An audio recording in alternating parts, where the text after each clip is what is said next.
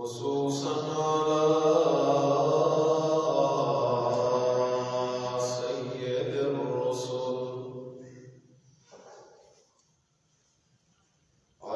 سيد الرسل وخاتم الأنبياء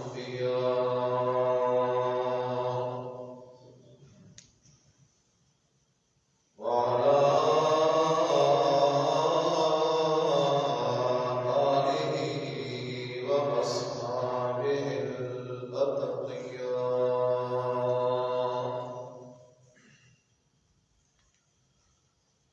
أما بعد فأعوذ بالله من الشيطان الرجيم.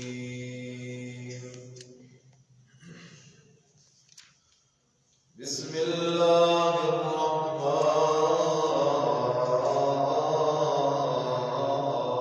الرحيم.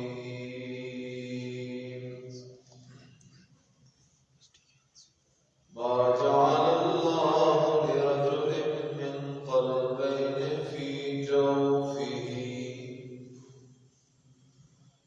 وما جعل أدعياءكم أبناءكم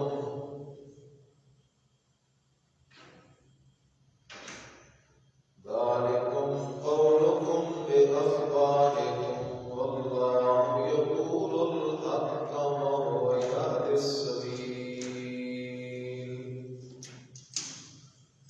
إن الله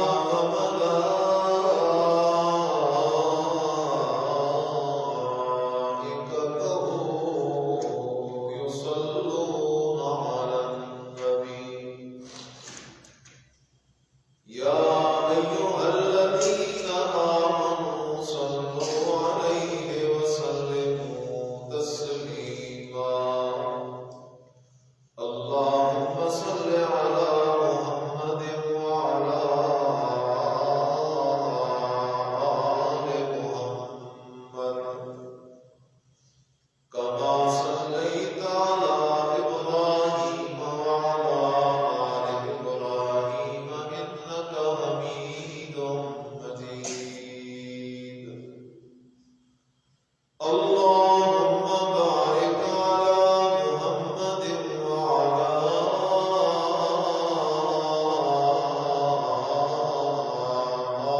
آل محمد كما باركت على إبراهيم وعلى آل إبراهيم إنك حميد مجيد. سبحان ربك رب العزة عما يصفون وسلام على المرسلين والحمد لله رب العالمين.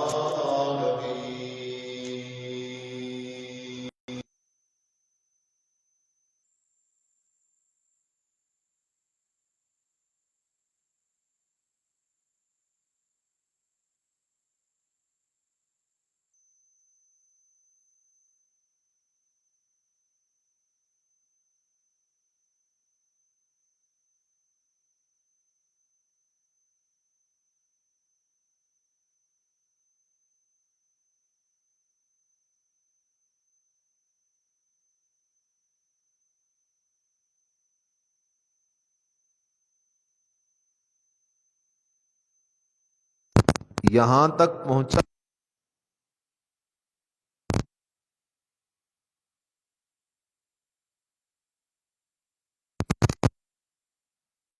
از سر دو تعمیر کی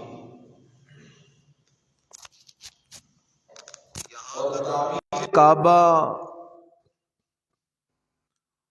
کا واقعہ میں نے آپ کے سامنے گزشتہ جمعے گوش گزار کیا تھا،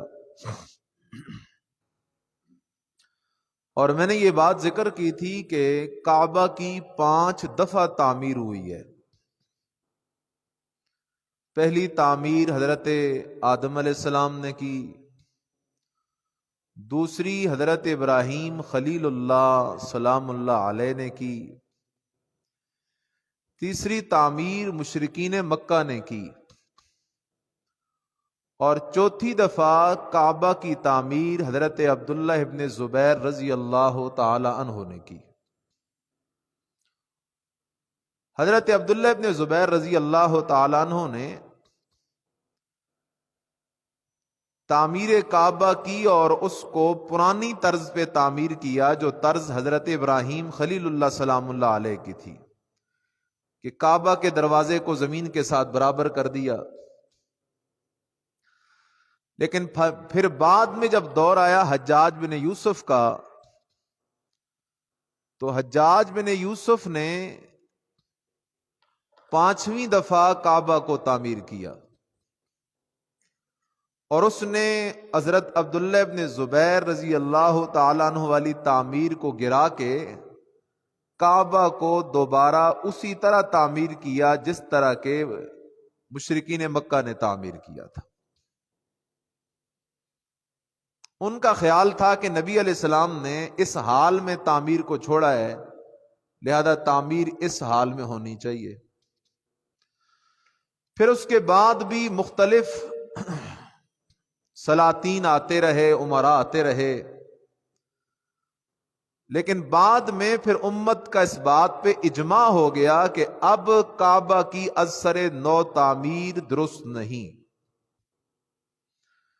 کیونکہ اگر آئے روز خلفاء، امراء اور بادشاہان کعبہ کی نئی تعمیریں کرتے رہیں گے تو یہ ایک تباہ آزمائی کا مرکز بن جائے گا، حالانکہ یہ تو عبادت کا مرکز ہے۔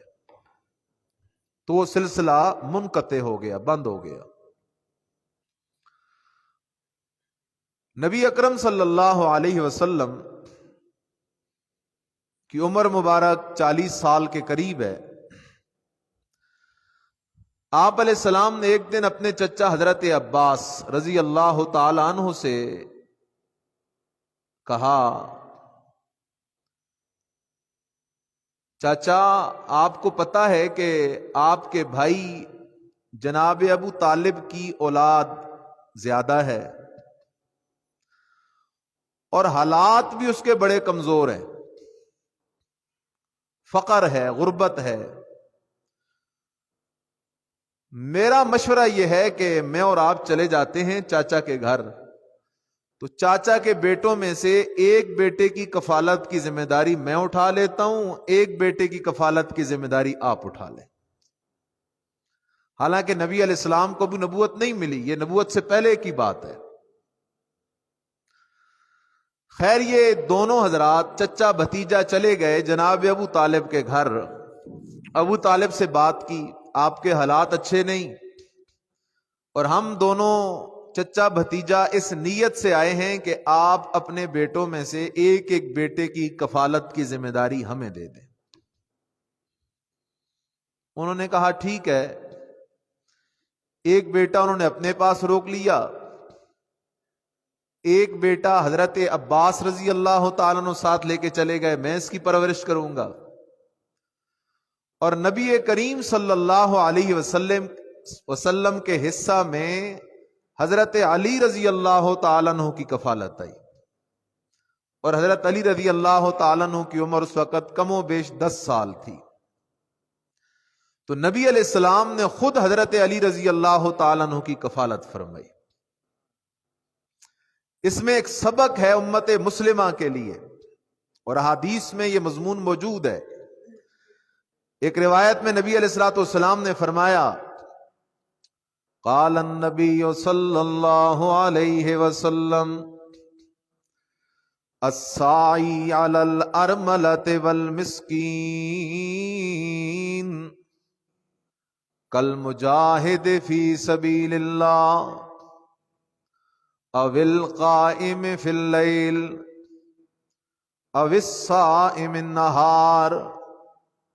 نبی علیہ السلام نے فرمایا، او میرے امتیو، وہ بندہ جو کسی مسکین کی کفالت کرے، ایک بندہ ہے آپ کا رشتہ دار ہے، آپ کا تعلق دار ہے لیکن مسکین ہے، اس کے پاس کھانے پینے کو کچھ نہیں، خرچہ پانی موجود نہیں۔ آپ علیہ السلام نے فرمایا جو بندہ کسی مسکین کی ضرورتیں پوری کرے، کسی مسکین کا خیال کرے، اسی طرح وہ بندہ جو بیوہ عورت کے خرچے کا خیال رکھے، اللہ کے رسول اس بندے کو کیا ملے گا؟ فرمایا کل مجاہد فی سبیل اللہ، اس بندے کو جو مسکین کے خرچے پورے کرتا ہے، مسکینوں پہ اپنا مال خرچ کرتا ہے، اس بندے کو جو بندہ بیوہ عورتوں کے خرچے پانی کا خیال کرتا ہے، ایسے بندے کو اللہ پاک اس طرح ثواب دے گا جس طرح اللہ کے رستے میں جہاد کرنے والے کو دیتا ہے۔ یا فرمایا اس بندے کو اللہ پاک اتنا ثواب دے گا، جو بندہ اپنا مال خرچ کرتا ہے مسکینوں پہ، بیواؤں پہ، یتیموں پہ، اتنا ثواب اللہ دے گا جیسے ایک بندہ ساری رات کھڑا ہو کے عبادت کرتا ہے۔ یا اللہ پاک اسے ایسے ثواب دے گا جیسے کوئی بندہ لگاتار روزے پہ روزہ رکھتا ہے، تو جس طرح روزے دار کا ثواب ہے، عبادت گزار شب بیدار رہنے والے کا ثواب ہے، مجاہد فی سبیل اللہ کا ثواب ہے۔ نبی علیہ السلام نے فرمایا مسکینوں پہ مال خرچ کر، بیواؤں پہ مال خرچ کر، یتیموں پہ مال خرچ کر، اللہ تجھے اس طرح ثواب دے گا۔ اس لیے نبی علیہ السلام نے فرمایا انا وکافل الیتیم ہاکذا یوم القیامہ، فرمایا او میرے امتیو، کچھ لوگ قیامت کے دن میرے ساتھ اس طرح کھڑے ہوں گے جس طرح یہ دو انگلیاں ہیں۔ اللہ کے رسول یہ کون لوگ ہیں؟ یہ تہجد گزار ہیں، یہ بڑے نمازی ہیں، روزے دار ہیں، بڑے حاجی ہیں۔ فرمایا نانا انا وکافل الیتیم، میرے ساتھ قیامت کے دن وہ بندہ کھڑا ہوگا جو یتیم کی کفالت کرتا ہے، یتیموں کی کفالت کرنے والا میرے ساتھ کھڑا ہوگا۔ تو خیال کرو نبی علیہ السلام نے اپنے چچا کے حالات دیکھے، حضرت علی رضی اللہ تعالی عنہ کی کفالت کا ذمہ لے لیا، حضرت علی رضی اللہ تعالی عنہ کے مقدر جاگ گئے، قسمت جاگ گئی کہ حضرت علی رضی اللہ تعالیٰ عنہ 10 سال کم و بیش کی عمر میں نبی علیہ السلام کی صحبت میں آ گئے۔ کھلا رہے ہیں تو نبی علیہ السلام، پلا رہے ہیں تو نبی علیہ السلام، سکھا رہے ہیں تو نبی علیہ السلام، سمجھا رہے ہیں تو نبی علیہ السلام، تربیت کر رہے ہیں تو نبی علیہ السلام، حتیٰ کہ آگے واقعہ آئے گا جب نبی علیہ السلام غار حرا جانے لگے، غار حرا میں عبادت کے لیے نبی علیہ السلام جاتے، پھر چھپ چھپ کے نبی علیہ السلام نے عبادت شروع کر دی، تو حضرت علی رضی اللہ تعالیٰ عنہ بھی سب سے پہلے نبی علیہ السلام کے ساتھ اللہ کی عبادت میں شریک ہوئے تھے۔ اللہ اکبر، ذرا خیال کرو تو صحیح نا، ہم تو اس نبی کے امتی ہیں جو مسکینوں کا خیال رکھنے والا، یتیموں کا خیال رکھنے والا۔ بہرحال نبی علیہ السلام کی عمر مبارک گزر رہی ہے، لیکن یہاں ایک بات ضرور سمجھو، جس طرح نبی نبوت کے بعد گناہ سے پاک ہوتا ہے، اسی طرح نبی نبوت سے پہلے بھی گناہ سے پاک ہوتا ہے۔ مکہ کے لوگوں کے کردار پہ بڑے سوال اٹھائے جا سکتے ہیں، زنا ان میں عام، قتل ان میں عام، حرام خوری ان میں عام، شراب پینا ان میں عام، ظلم زیادتی ان میں عام، گانا بجانا ان میں عام، بتوں کی پوجا ان میں عام، بتوں کے نام کی نظریں نیازاں دینا، نیازیں دینا ان کے اندر عام۔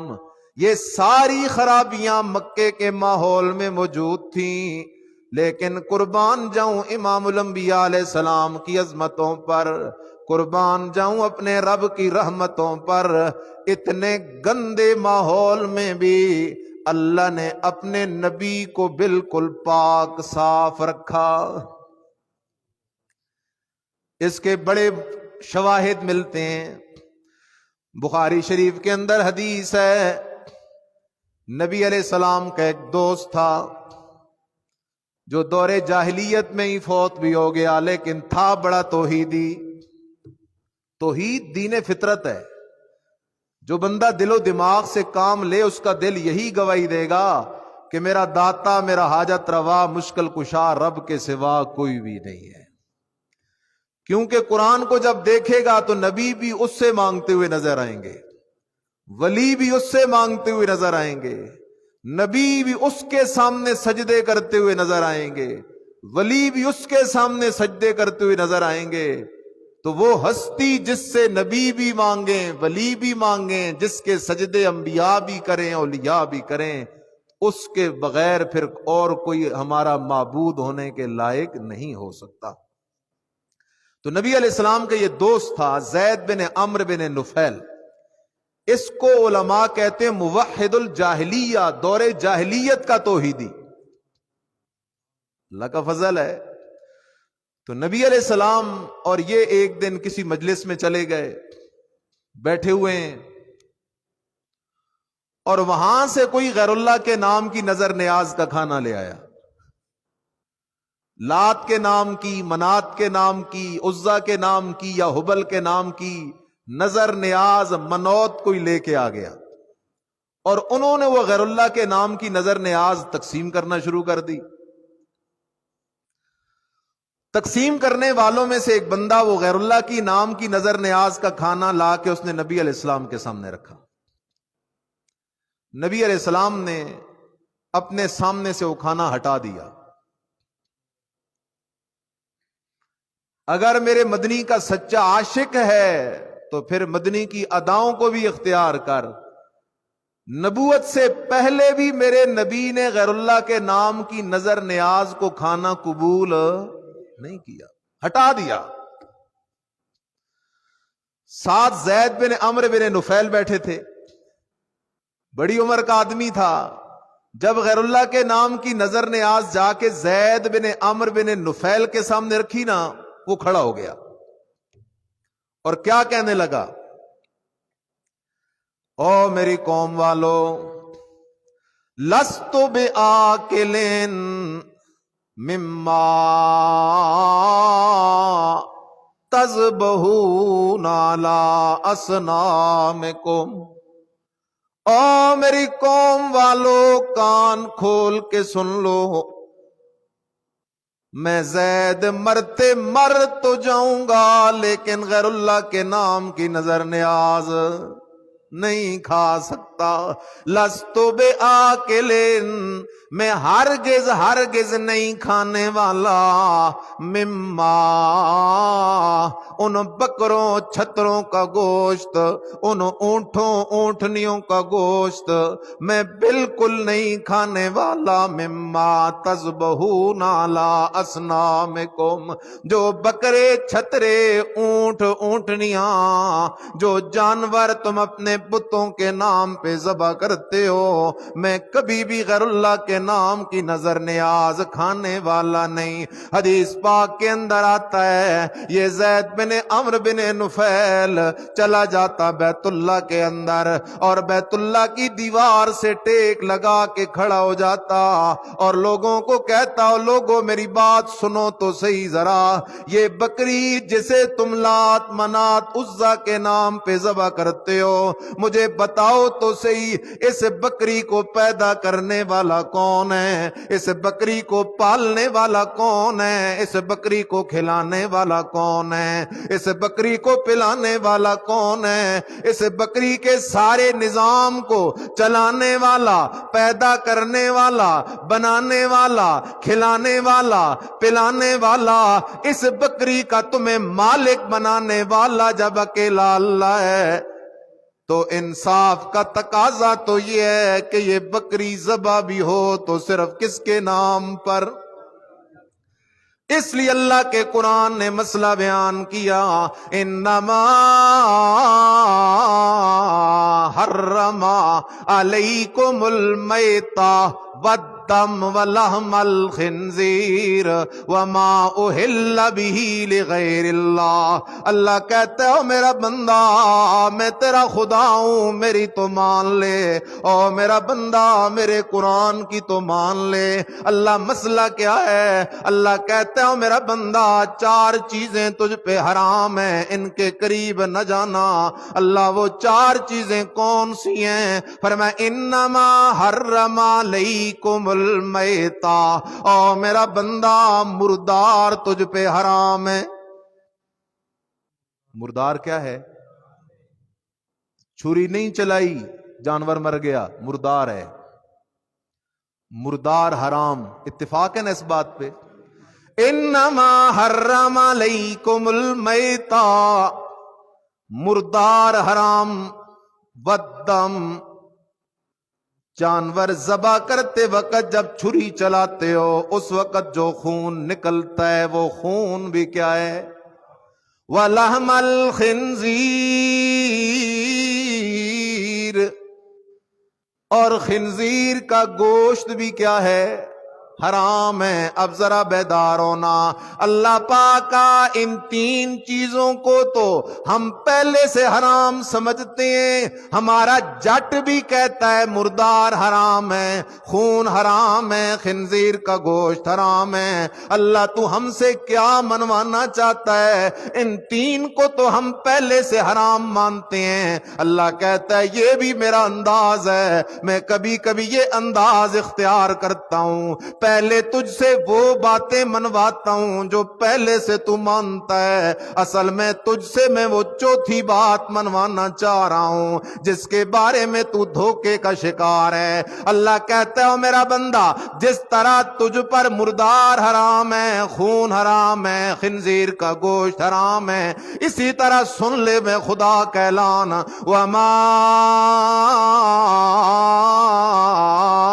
اہل بہ لغیر اللہ، اسی طرح وہ بکرا چھترا حرام ہے، اسی طرح وہ غیر اللہ کے نام کی نظر نیاز حرام ہے۔ اہل بہ لغیر اللہ، جس پر نام غیر اللہ کا بلند کیا جائے۔ یہ پیران پیر شیخ عبد القادر جیلانی کے نام کی 11ویں ہے، یہ فلاں کے نام کی نظر ہے، یہ فلاں کے نام کی منت ہے۔ اللہ کا انداز قرآن میں دوسرے مقام پہ بھی ہے۔ اللہ کہتا ہے میرا بندہ ما یستوی الاعمی والبصیر ولا الظلمات ولا النور ولا الظل ولا الحرور وما یستوی الاحیاء ولا الاموات ان اللہ یسمع من یشاء وما انت بمسمع من فی القبور۔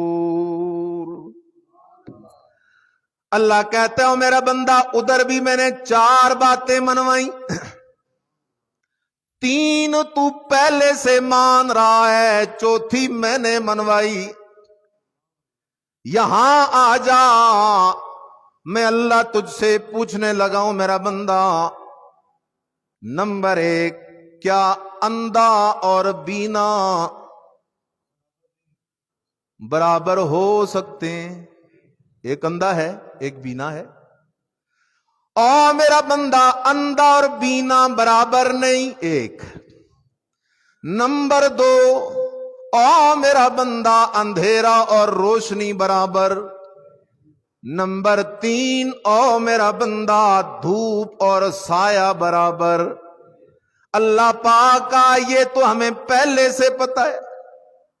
اللہ کہتا ہے میں بھی جانتا ہوں، تجھے پتا ہے کہ اندھا اور بینا برابر نہیں، دھوپ اور سایہ برابر نہیں، اندھیرا اور روشنی برابر نہیں۔ اصل میں اللہ تجھ سے یہاں بھی چوتھی بات منوانا چاہتا ہوں، او میرا بندہ، جس طرح اندھا اور دیکھنے والا برابر نہیں، اندھیرا اور اجالا برابر نہیں، جس طرح دھوپ اور سایہ برابر نہیں، اسی طرح سن میرا اعلان، وما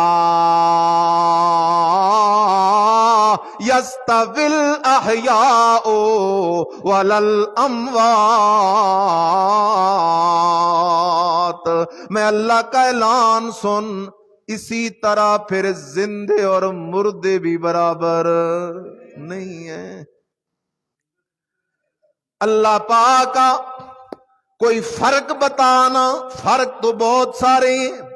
زندہ کھاتا ہے، مردہ کھاتا کوئی نہیں، زندہ دیکھتا ہے، مردہ دیکھتا کوئی نہیں، زندہ بولتا ہے، مردہ بولتا کوئی نہیں، زندہ چلتا ہے، مردہ چلتا کوئی نہیں، زندہ کاروبار کرتا ہے، مردہ کاروبار کرتا کوئی نہیں، زندہ ہنستا ہے، مردہ ہنستا کوئی نہیں، زندہ روتا ہے، مردہ روتا کوئی نہیں۔ اللہ پاک کا فرق تو بہت سارے ہیں، تو کون سا فرق بیان کرنا چاہتا ہے؟ اللہ کہتا ہے میں وہ فرق بیان کرنا چاہتا ہوں، اگر تو اس فرق کو سمجھ گیا تو شرک کا دروازہ بند ہو جائے گا، پھر شرک والے اس عیب سے تو بچ جائے گا۔ اللہ وہ فرق کون سا ہے؟ فرمایا ان اللہ یسمع من یشاء، میں اللہ تو قدرت والا ہوں۔ اللہ کیا ہے؟ چاہے تو دیوار کو سنائے، چاہے تو احد پہاڑ کو سنائے، چاہے تو ابو جہل کے ہاتھ میں پنکری پکڑی ہوئی کنکریوں کو سنائے، چاہے تو دریا کی موجوں کو سنائے۔ اللہ تو ہے قدرت والا، لیکن قانون یہ ہے میرا بندہ، ما انت بمسمع من فی القبور، جو مر کے قبر میں چلا جائے وہ تیری ساڈ سور پکار سن نہیں سکتا۔ اس لیے لوٹا میرے عزیزا، میرے نبی نبوت سے پہلے بھی معصوم ہیں، نبوت کے بعد بھی معصوم ہیں۔ ایک اور واقعہ سن لے، حضرت زید بن حارثہ رضی اللہ تعالیٰ عنہ فرماتے ہیں میں ایک دن نبی علیہ السلام کے ساتھ صفا مروہ کے درمیان صحیح کر رہا ہوں۔ صفا مروہ کے درمیان کیا کر رہا ہوں؟ صحیح کر رہا ہوں، نبوت سے پہلے کا واقعہ ہے۔ حضرت زید کہتے ہیں کہ میں نے بھی جو وہاں بت پڑے تھے نا، ایصاف اور نائلہ، میں نے بھی گزرتے گزرتے ایک بت کو کیا لگا دیا؟ ہاتھ لگا دیا۔ ایک دم نبی علیہ السلام کا چہرہ غصے سے سرخ ہو گیا۔ فرمایا زید تو نے اس بت کو ہاتھ لگایا کیوں ہے؟ جسے خدا پہ یقین ہو اسے بتوں اور قبروں پہ یقین کرنے کی ضرورت نہیں پڑتی۔ اسی طرح سیرت کے پہلے جمعے میں سن بیٹھے ہو، وہ عیسائی راہب نے کہا تھا میں تجھے لات منات عزا کی کیا دیتا ہوں؟ قسم دیتا ہوں۔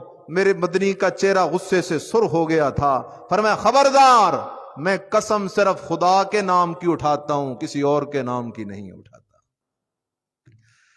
اللہ اکبر، میرے مدنی نبوت سے پہلے بھی معصوم، پہلے بھی معصوم۔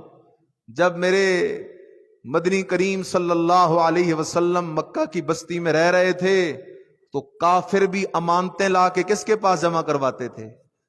نبی علیہ السلام کے پاس۔ کیوں؟ پورے مکے والوں کو اگر کسی جوان پہ ناز تھا تو آمنہ کا لال بے مثال محمد الرسول اللہ صلی اللہ علیہ وسلم تھے۔ صداقت بھی بے مثال، امانت بھی بے مثال، دیانت بھی بے مثال۔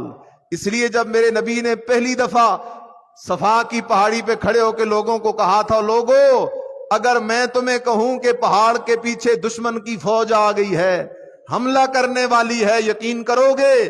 وہ لوگ پہاڑی پہ چڑھ کے اوپر آ گئے، پیچھے دیکھا، فوج تو چھوڑو کوئی ایک فوجی بھی نہیں۔ کہنے لگے محمد عبداللہ کے لال، آنکھیں تو کہہ رہی ہیں کہ فوج کوئی نہیں، لیکن ہماری آنکھیں جھوٹ بول سکتی ہیں، محمد کی زبان جھوٹ نہیں بول سکتی۔ میرے محمد کریم صلی اللہ علیہ وسلم نبوت کے بعد بھی معصوم، نبوت سے پہلے بھی کیا تھے؟ معصوم تھے۔ خیال کرو، پچھلے جو میں ذکر کیا تھا نبی علیہ السلام کی بیٹیوں کا، بیٹوں کا، اب نبی علیہ السلام کو فکر ہوئی کہ بیٹیوں کی شادیاں کروا دوں۔ اسلام سے پہلے کا مسئلہ ہے، نبوت سے پہلے کا مسئلہ ہے۔ آپ علیہ السلام نے اپنی 2 بیٹیوں کی شادی، حضرت بی بی رقیہ اور حضرت بی بی ام کلثوم، ان 2 کی شادی اپنے چچا کے بیٹوں سے کروا دی۔ ابو لہب کے 2 بیٹے تھے، عتبہ اور عتیبہ، غالباً ان 2 سے اپنی 2 بیٹیوں کی شادی کروا دی۔ اور تیسری بیٹی بی بی زینب رضی اللہ تعالیٰ عنہ کی شادی آپ علیہ السلام نے حضرت ابو العاص رضی اللہ تعالیٰ عنہ سے کروا دی۔ اب یہاں پر ایک مسئلہ سمجھ کے جاؤ، اسلام اور قرآن سے پہلے موحد اور مشرک کے درمیان ناتا رشتہ جائز تھا،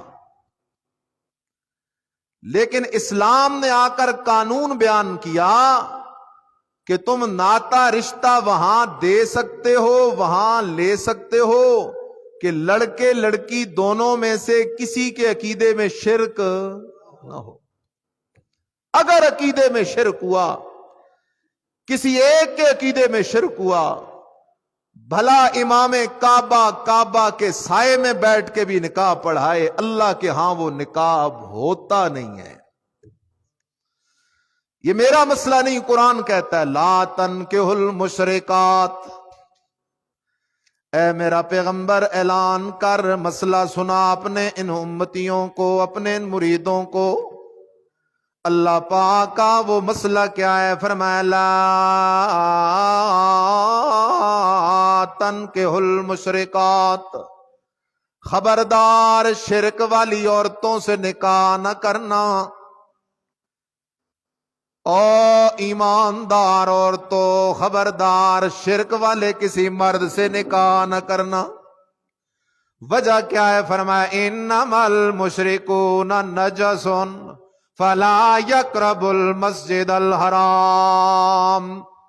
خبردار جس کے عقیدے میں شرک ہے وہ میں اللہ کے ہاں پلید ہے، اور میں اللہ حکم بیان کر رہا ہوں میرا پیغمبر، آج کے بعد مشرکین و کفار کو بیت اللہ میں قدم بھی نہیں رکھنے دینا۔ ذرا خیال کرنا، اللہ کہتا ہے جو شرک کرنے والا ہے وہ میرے گھر میں نہیں آ سکتا۔ جب وہ میرے گھر میں نہیں آ سکتا تو میرا بندہ وہ تیرے گھر میں کیسے آ سکتا ہے؟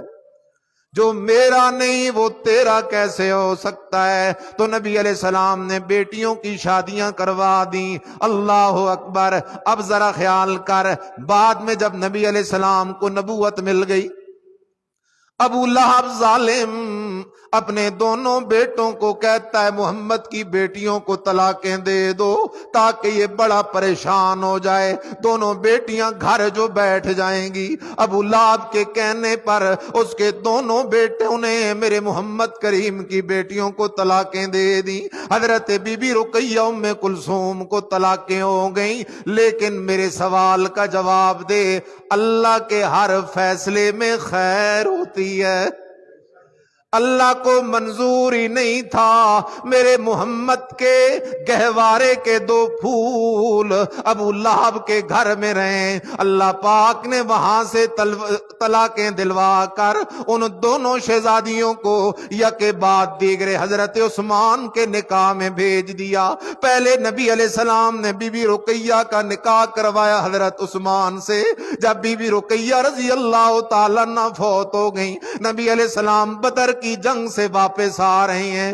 بدر سے واپس نبی علیہ السلام آئے.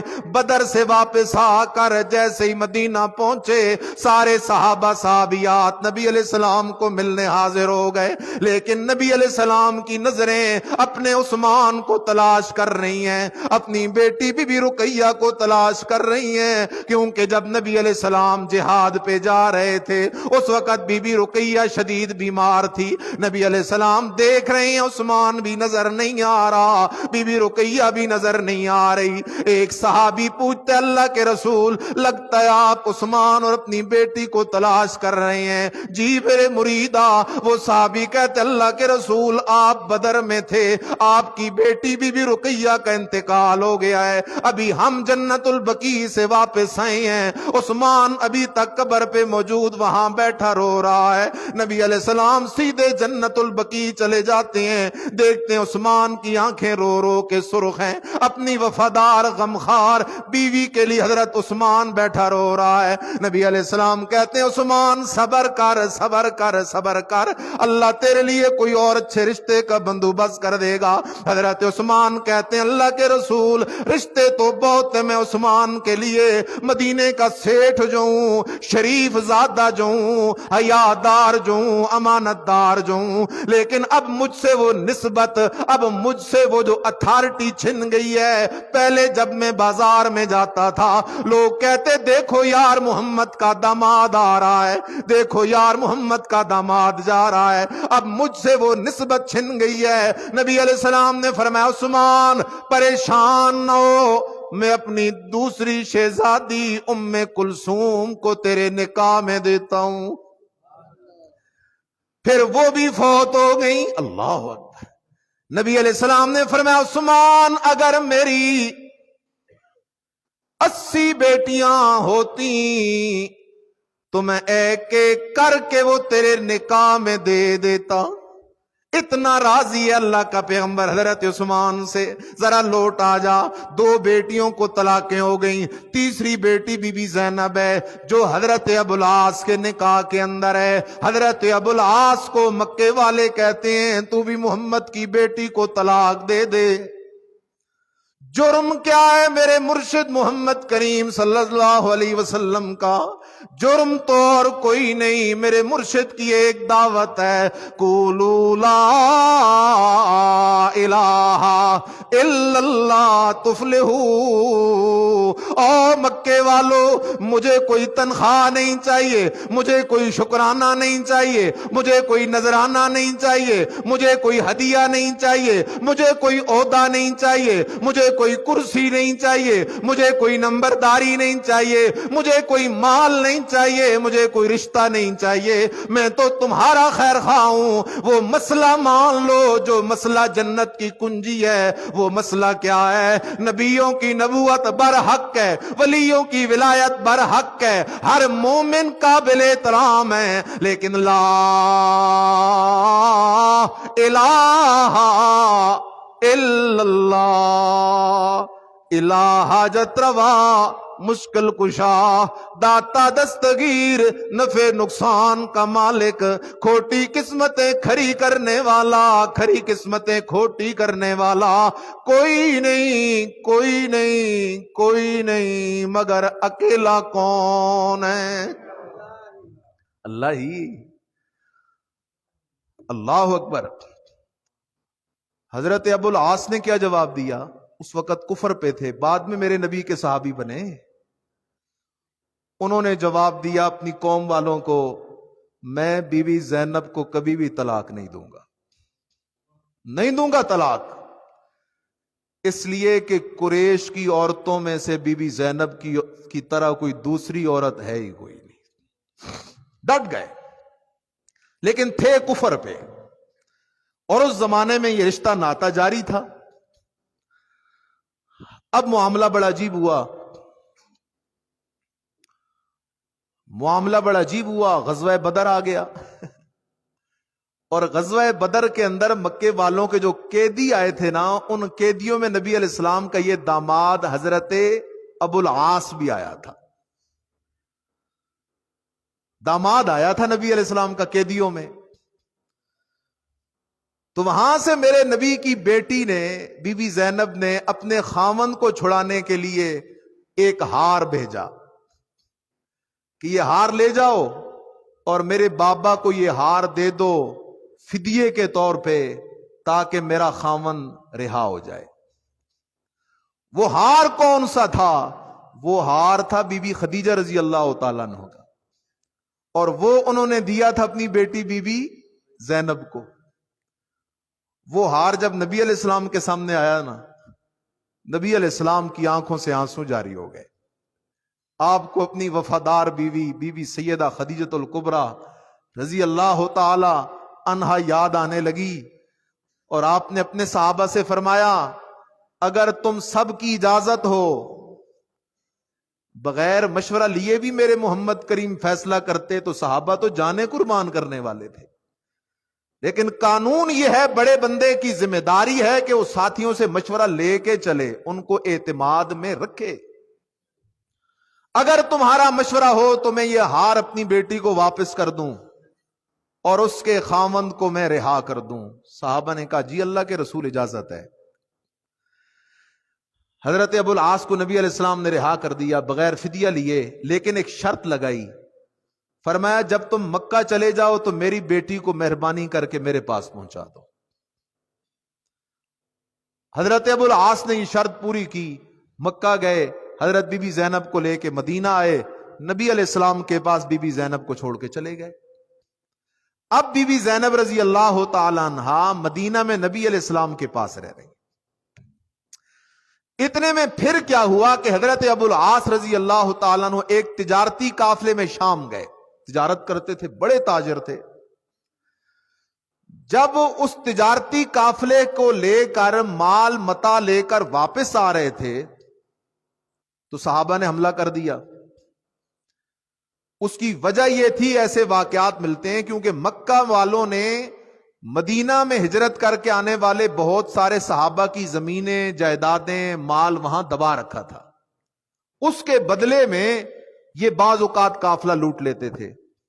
تجارتی قافلہ لوٹا گیا، جنگ ہوئی، آخر حضرت ابو العاص رضی اللہ تعالیٰ عنہ وہاں سے بھاگے رات کے اندھیرے میں اور آئے مدینہ، اور اپنی بیوی سے درخواست کی مہربانی کر مجھے پناہ دے دے، مجھے پناہ دے دے، نہیں تو مجھے تو مار دیا جائے گا۔ صبح کی نماز کا وقت ہوا، نبی علیہ السلام مسجد نبوی تشریف لائے، صحابہ بھی آئے، تکبیر ہوئی، نماز شروع ہوئی۔ دروازے پہ کھڑے ہو کے بی بی زینب رضی اللہ تعالیٰ عنہ نے اعلان کیا کہ میں نے اپنے خاوند ابو العاص کو پناہ دے دی ہے، کوئی بندہ بھی اس کو نقصان نہیں پہنچا سکتا، پناہ دے دی۔ نبی علیہ الصلوۃ والسلام نے واقعے کی خبر لی، اس طرح ہوا ہے۔ آپ علیہ الصلوۃ والسلام نے صحابہ کو بٹھایا، ترغیب دی، ان کا مال انہیں واپس کر دو۔ سارا مال واپس کر دیا۔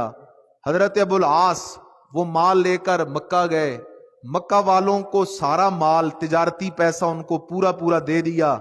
جب دے دیا تو پوچھا کیا میں نے تمہارا حق ادا کر دیا ہے؟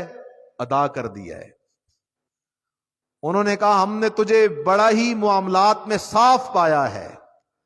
یہ بات مکہ والوں نے کہی، ادھر سے میرے مدنی کے داماد کی زبان پہ کلمہ شہادت آیا اور اعلان کیا اشہد اللہ الہ الا اللہ واشہد ان محمدً عبدہ ورسولہ۔ میں گواہی دیتا ہوں کہ اللہ کے سوا الہ کوئی نہیں، یہ لات منات عزا کخ نفع نقصان کے مالک نہیں، نفع نقصان کا مالک اکیلا کون ہے؟ اور میں اس بات کی بھی گواہی دیتا ہوں عبداللہ کا در یتیم محمد کریم صلی اللہ علیہ وسلم اللہ کا سچا سچا رسول ہے۔ مکے والوں کو یہ جواب دے کے ایمان کا اعلان کر کے حضرت ابوالعاص نبی علیہ السلام کے یہ داماد مدینہ آ جاتے ہیں، پھر مدینہ کے اندر ہی نبی علیہ السلام کی صحبت میں رہتے ہیں۔ ذرا خیال کرو، نبوت سے پہلے کے واقعات چل رہی ہیں۔ نبی کریم صلی اللہ علیہ وسلم کی بیوی زوجہ محترمہ حضرت سیدہ خدیجہ الکبریٰ رضی اللہ تعالیٰ عنہ ہے، ان کا ایک بھتیجا ہے حکیم بن حزام، انہوں نے ایک غلام خریدا۔ غلام کون ہے؟ حضرت زید بن حارثہ رضی اللہ تعالیٰ عنہ۔ زید بن حارثہ کون ہے؟ یہ ایک بڑے خاندان کا شہزادہ بچہ ہے، اپنی ماں کے ساتھ سفر کر رہا ہے، ڈاکوؤں نے آ کر ڈاکہ ڈالا، حضرت زید بن حارثہ کو اغوا کر لیا اور غلام بنا کے عرب کی منڈی میں بیچ دیا۔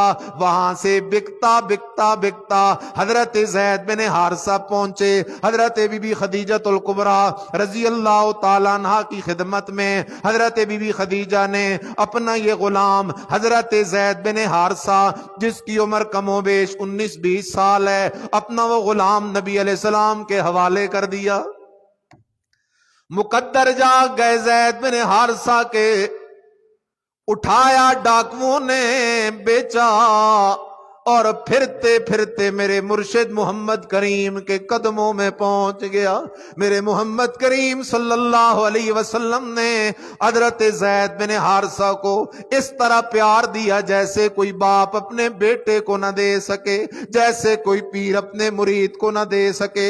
اللہ اکبر۔ وقت گزرتا جا رہا ہے، حضرت زید بن حارثہ رضی اللہ تعالیٰ عنہ کے گھر والوں کو پتا چل گیا ہمارا بیٹا جو زید ہے وہ تو مکہ کے اندر ہے، مکہ میں ایک نوجوان ہے جس کا نام محمد ہے صلی اللہ علیہ وسلم، اس کے پاس ہمارا بیٹا ہے۔ اللہ اکبر۔ خاندان کے لوگ آ گئے، باپ آ گیا، بھائی آ گئے، ماموں آ گئے، چچا آ گئے، اس وقت کے لحاظ سے اپنے ساتھ دراہم اور دنانیر کو لے کے آئے ہیں، بڑا مال لے کے آئے ہیں نبی علیہ السلام کی خدمت کے اندر۔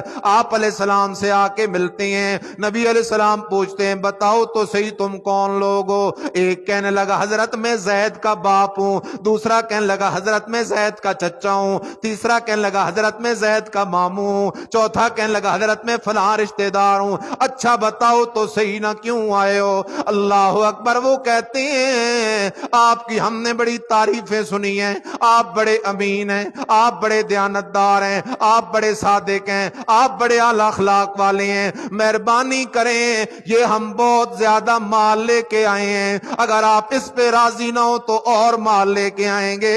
زید کی ماں گھر میں بیٹھی اپنے بیٹے کے لیے رو رہی ہے، زید کی بہنیں اپنے بھائی کے لیے رو رہی ہیں، مہربانی کریں ہمارا بیٹا ہمارے حوالے کر دیں، جتنا مال آپ کو چاہیے ہم آپ کو دینے کو تیار ہیں۔ نبی علیہ السلام نے فرمایا تم مال دینا چاہتے ہو، کیا میں اس سے اچھی بات نہ کروں؟ وہ کہنے لگے جی فرمائیں۔ آپ علیہ السلام نے فرمایا زید کو بلا لیتے ہیں، زید سے پوچھ لیتے ہیں، اگر زید تمہارے ساتھ جانے کے لیے تیار ہو جائے میں ایک پائی بھی تم سے نہیں لوں گا، زید کو تمہارے ساتھ بھیج دوں گا۔ لیکن اگر زید نے جانے سے انکار کر دیا تو پھر تم زبردستی نہیں کرو گے۔ باپ بڑا خوش ہو گیا، باقی رشتہ دار بڑے خوش ہو گئے، یہ تو کوئی بات نہ ہوئی، بیٹا ہمارا ہے تو ہمارے ساتھ جانے کو پسند کرے گا، بھتیجا ہمارا ہے تو ہمارے ساتھ جائے گا، کیوں اپنے گھر کی زندگی کو چھوڑ کر غلامی کی زندگی میں رہنا چاہے گا؟ اللہ اکبر۔ حضرت زید بن حارثہ کو بلایا گیا، حضرت زید بن حارثہ کے بیٹھ گئے، میرے مدنی نے فرمایا زید یہ تیرا باپ ہے، یہ تیرا فلاں رشتہ دار ہے، فلاں رشتہ دار ہے، یہ کہتے ہیں گھر میں تیری ماں بھی رو رہی ہے، گھر میں تیری بہنیں بھی تیرا رستہ دیکھ رہی ہیں، کیونکہ تو 20 سال سے لاپتہ جو ہے، 20 سال سے لاپتہ جو ہے۔ اللہ اکبر۔ پھر نبی علیہ السلام نے فرمایا زید اگر تو ان کے ساتھ جانا چاہے تو تجھے اجازت ہے، باپ اٹھ کے حضرت زید کے قریب آ گئے، اپنے بیٹے کو گلے سے لگا لیا۔ بڑی شفقت ہوتی ہے باپ کی، کیا کہنے باپ کی شفقت کے، لیکن یہاں ایک طرف باپ کی محبت ہے، دوسری طرف امام الانبیاء علیہ السلام کی محبت ہے۔ حضرت زید بن حارثہ اپنے باپ رشتہ داروں سے مل رہی ہیں، انہیں تو یقین ہے کہ زید ہمارے ساتھ جانے کو تیار ہو جائے گا، لیکن جب سب سے مل کے حضرت زید فارغ ہوتے ہیں، حضرت زید کھڑے ہو کر کہتے ہیں بابا تو میرا باپ ضرور ہے، تجھ سے مجھے بڑی محبت ہے، اے میرے چچا باقی رشتہ داروں تمہاری محبت احترام شفقت اپنی جگہ، لیکن تم کہتے ہو کہ میں ہمیشہ ہمیشہ کے لیے محمد کا در چھوڑ جاؤں، خدا کی قسم ہے میں ایک دن کے لیے بھی اپنے مرشد محمد الرسول اللہ سے دور جانے کو تیار کوئی نہیں۔ ایک دم باپ کھڑے ہو کے کہتا ہے بیٹا تو آزادی کی زندگی پر غلامی کو ترجیح دے رہا ہے۔ آگے سے بیٹا زید کہتا ہے بابا تجھے کیا پتا محمد کی غلامی میں وہ مزہ ہے جو بڑی بڑی بادشاہتوں میں بھی نہیں، بڑی بڑی دنیا کی عیش و عشرت اور رونقوں میں بھی نہیں ہے۔ اللہ اکبر۔ حضرت زید بن حارثہ نے جب یہ جواب دیا میرے مدنی کا دل ٹھنڈا ہو گیا، میرے مدنی خوش ہو گئے، میرے مدنی اٹھ کے کھڑے ہو گئے۔ حضرت زید بن حارثہ کو ہاتھ سے پکڑا، فرمایا چل زید میرے ساتھ۔ حضرت زید بھی میرے نبی کے ساتھ ہیں، حضرت زید کا باپ بھی میرے نبی کے ساتھ ہے، باقی رشتہ دار بھی میرے نبی کے ساتھ ہیں۔ نبی علیہ السلام گئے بیت اللہ کے باہر مطاف میں کھڑے ہو کر نبی علیہ السلام نے اعلان کیا او مکے والو سن لو، آج کے بعد زید میں محمد کا بیٹا ہے، اسے آج کے بعد زید بن محمد کہا کرو، آج کے بعد زید میرا بیٹا ہے، یہ میرا وارث ہے، میں اس کا وارث ہوں۔ اللہ اکبر۔ یہ میرے نبی کا اعلان تھا، ذرا خیال کر، یہ میرے نبی کا اعلان تھا، لیکن اس کے بعد ایک اعلان عرشوں سے آیا، عرشوں والے اعلان نے فرش والے اعلان کو ختم کر دیا، میرے نبی کے فیصلے کو رد کر دیا۔